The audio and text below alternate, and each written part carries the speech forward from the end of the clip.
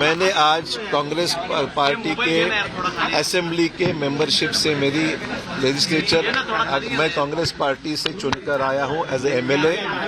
वो सदस्यत्व का एमएलए के मैंने आज इस्तीफा स्पीकर के पास मिलकर सौंप दिया है।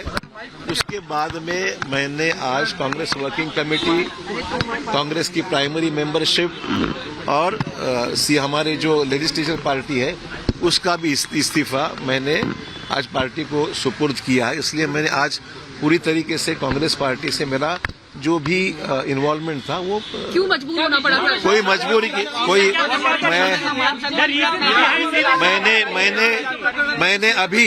मैंने अभी तक कोई भी पार्टी में शामिल होने का फैसला नहीं लिया है। मेरे सामने अभी 2 दिन बाकी है। 2 दिन के बाद मैं मेरी जो राजनीतिक भूमिका है वो स्पष्ट करूंगा। कहा जा रहा है 15 को आप शामिल होंगे बीजेपी में, जो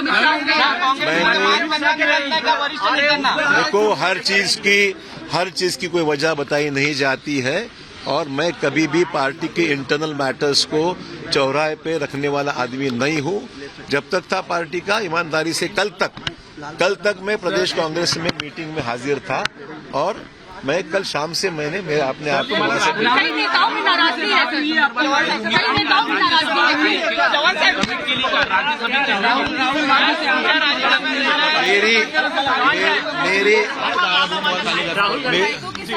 राहुल गांधी, मैंने कोई भी विधायक से बात नहीं की है। Let me be very clear, I have not talk to a single MLA of the Congress party. मेरा ये इंटेंशन नहीं है और मैंने कोई भी कांग्रेस के विधायक से बात नहीं की।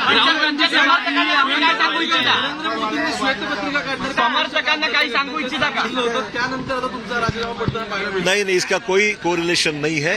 प्राइम मिनिस्टर ने जो भी बातें कही है ठीक है, एज ए प्राइम मिनिस्टर उनको जो भी कहना उन्होंने कह दिया है। इसका और मेरे रेजिग्नेशन का कोई 12 नेताओं में नाराजगी बताई जा रही है, 12 नेताओं में नाराजगी बताई जा रही है कि वो भी छोड़ सकते हैं। मिलिंद देवरा गए, बाबा सिद्दीकी गए, तो कोई वजह वो क्या है? कॉमन वजह बता सकते हैं? I have no complaints about everybody. It is not fair on my part to complain publicly about. There are some party issues which I think. मैंने ऐसी कोई भी मेरी मांग कहीं भी रखी नहीं है। कोई भी पार्टी के साथ मैंने ऐसे कोई डिस्कशन नहीं किया है और मैंने अभी कोई भी पॉलिटिकल पार्टी से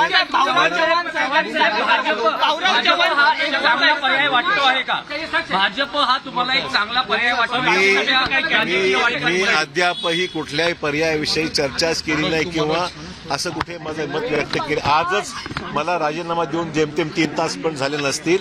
आई will take my own time to take a decision. मैंने अब तक कोई भी फैसला मैंने लिया नहीं। आप ऑफिशियली बीजेपी ज्वाइन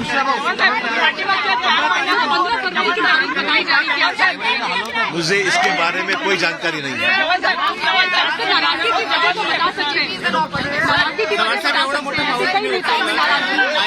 सर, कल संजय निरुपम भी बात कर रहे थे कि नेताओं में काफी नाराजगी है, लेकिन मैं रहकर अपनी शिकायत दायर करूंगा। देखिए, यू आर आस्किंग उस समय आयोग का गठन किया और उस समय हमको मुआवजा देने का काम किया बिहार की सरकार। हम लोगों ने वो दिन देखा है। कहां गलतफहमी में आप है? आरक्षण नहीं दे सकते हैं साथियों आप, और आप छोटे भाई हैं। बहुत अच्छा सलाह है आपको कि आप मेहनत करें, इसमें कहीं दो मत नहीं। भगवान करे कि अभी तो 10 साल में आपने कोई मेहनत नहीं किया, 8 साल में आगे मेहनत कर लीजिए तो बड़ा अच्छा हो जाएगा। क्योंकि आप ऐसे व्यक्ति हैं साथी जो 1.5 साल के उम्र में अरबपति बनने वाले हैं। दूसरा कोई मैकेनिज्म आपके पास। भ्रष्टाचार का प्रतीक कौन है? सिर्फ लालू प्रसाद जी का परिवार। और आपको पता नहीं है, आज 15 साल लालू जी सत्ता में रहे तो चारा खा गए, और जब रेल मंत्री हो गए तो रेलवे का नौकरी खा गए। यही है क्वालिटी आपकी। गलतफहमी में मत रहिएगा। और मैं सब जानता हूं चंद्रशेखर जी, अरे हमारे छोटे भाई हैं, इनको मैं सलाह दे रहा हूं, अभी बोल रहे थे ना, जिस दिन सरकार बदली तो कहा गर्व से कि खेला कर देंगे। ये क्या हो गया? खेला हो गया ना।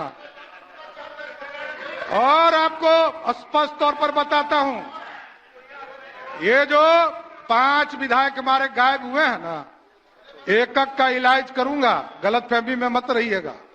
और कहां रहा, यहां तो सदस्य ने ही कहा कि हमरे लोग खाना हमरा खाए, और आज विधानसभा आ गए। आप हमको लोकतंत्र सिखाइएगा? लोकतंत्र लूट रहे थे आप, पिछले 1 सप्ताह से लूटने का काम कर रहे थे, और आप हमको सिखा रहे हैं। ये तो सामने सामने आए, अरे आप तो छुपा के रखे।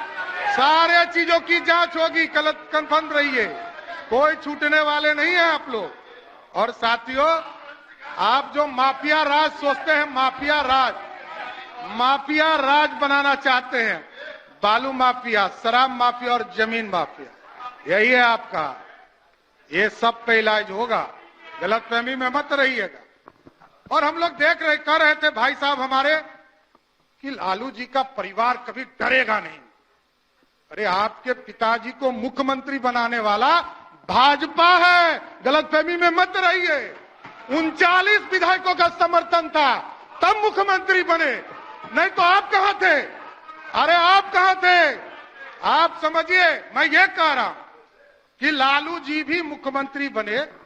आदरणीय नीतीश कुमार जी उस समय उनके चाणक हुआ करते थे। लालू जी को यदि नीतीश जी का साथ नहीं होता तो मुख्यमंत्री बने होते क्या? लेकिन एकदम स्पष्ट रहिए, सीबीआई हमने नहीं खिलाया है।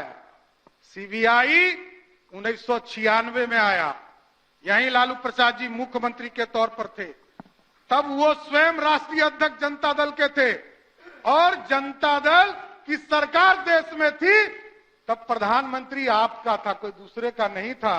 तब से आप जेल जा रहे हैं, कोई नया काम नहीं हो रहा है। इसलिए ये तो आपका सर्टिफिकेट है।